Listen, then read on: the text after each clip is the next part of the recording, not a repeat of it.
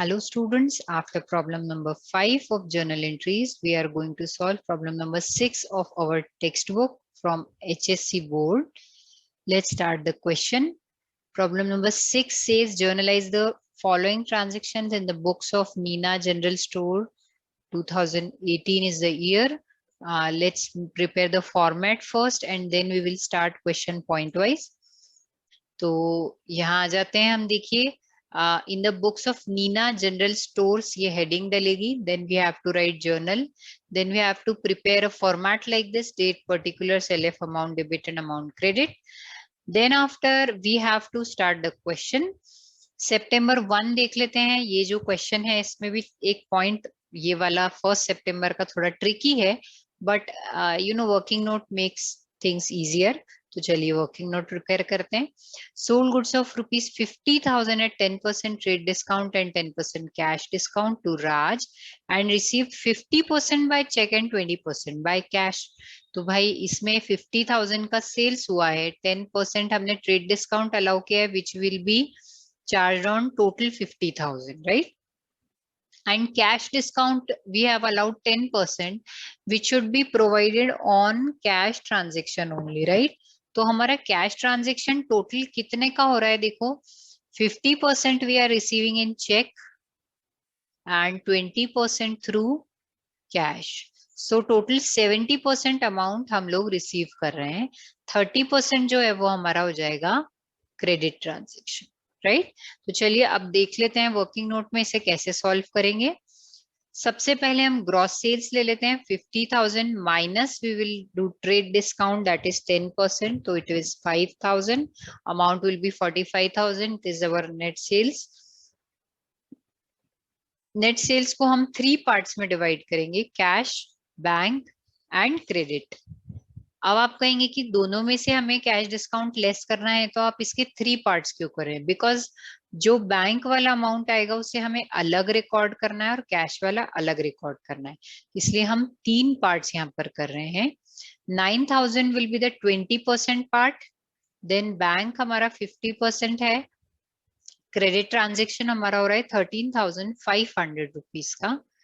तो ये कंप्लीट होने के बाद आ जाते हैं कैश डिस्काउंट हम चार्ज करेंगे जो कि सिर्फ कैश एंड बैंक वाले अमाउंट पर होगा. तो cash discount 10% of 9,000 is 900 rupees, so 8100 is cash received and 22,500 का 10% 22,050 होगा, 2,250 होगा. तो अमाउंट इसका टोटल आ गया 20,250. क्रेडिट ट्रांजेक्शन के लिए हम लोग कोई कैश डिस्काउंट प्रोवाइड नहीं करते. जल्दी से देख लेते हैं अभी कौन कौन से अकाउंट यहाँ अफेक्ट में आ रहे हैं. सबसे पहले हम बात करते हैं, हमें सेल्स हो रही है तो it is an income, right? तो हमें सेल्स अकाउंट को क्रेडिट करना चाहिए, लेकिन अमाउंट कौन सा होगा? तो अमाउंट होगा after deducting trade discount, because we do not record trade discount. हमने पिछले भी किसी क्वेश्चन में कहीं भी ट्रेड डिस्काउंट की कोई एंट्री नहीं की है, लेकिन कैश डिस्काउंट की एंट्री की है. तो चलिए करते हैं. 45,000 से जो है हमारा सेल्स अकाउंट क्रेडिट हो जाएगा.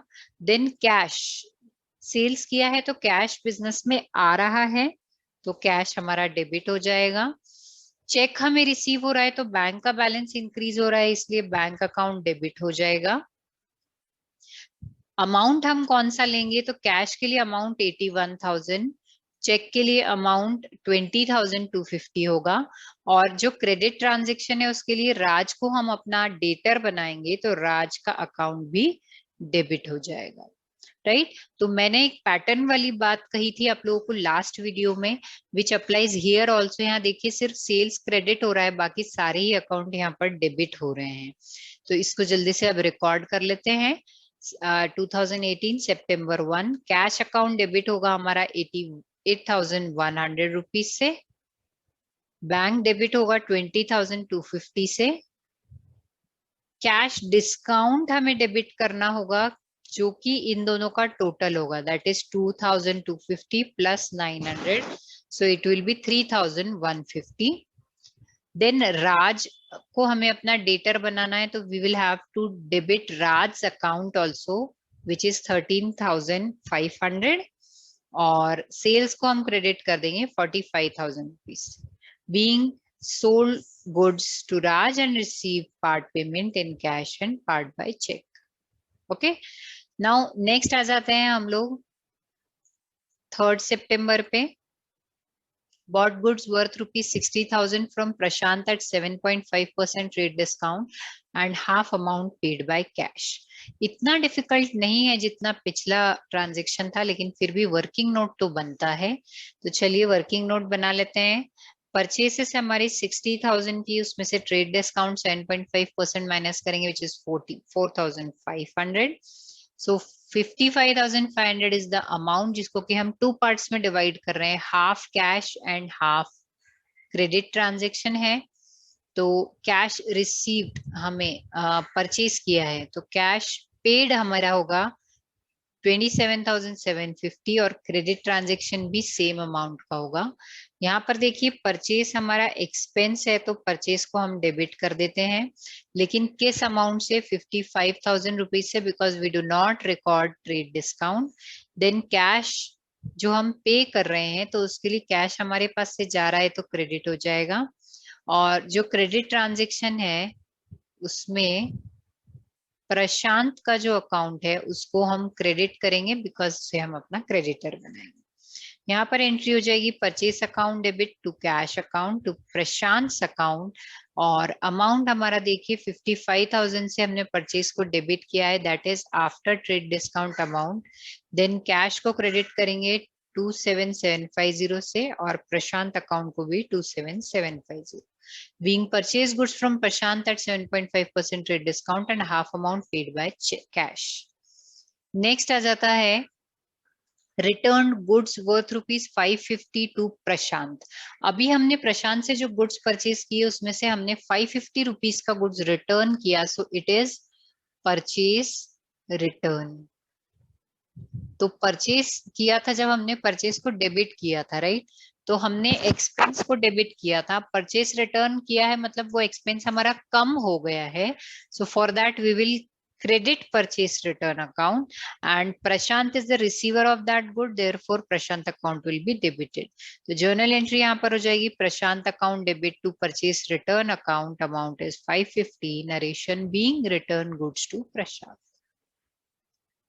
7 सितंबर में देख लेते हैं हम. Sold goods worth rupees 90,000 to Ranveer on credit at 10% trade discount. तो ये तो बहुत ही आसान है.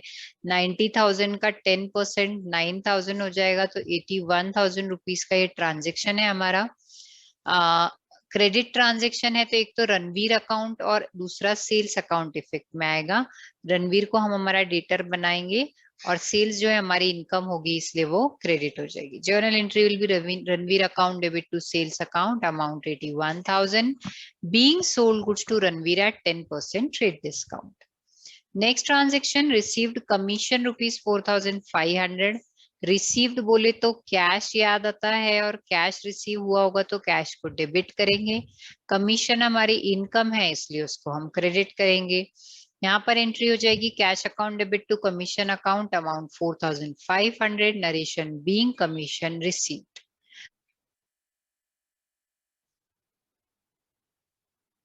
सितंबर 15 की एंट्री हम लोग देख लेते हैं. Receive cheque of rupees 80,000 from Ranveer in full settlement of his account. Okay, तो यहाँ पर देखिए अमाउंट रिसीवेबल है 81,000, इसमें से चेक हमें रिसीव हो रहा है 80,000 रुपीज का. सो कैश डिस्काउंट का अमाउंट हमारा 10,000 का हो जाएगा. अब हमें जितने अमाउंट का चेक रिसीव हो रहा है उससे हम बैंक अकाउंट को डेबिट करेंगे.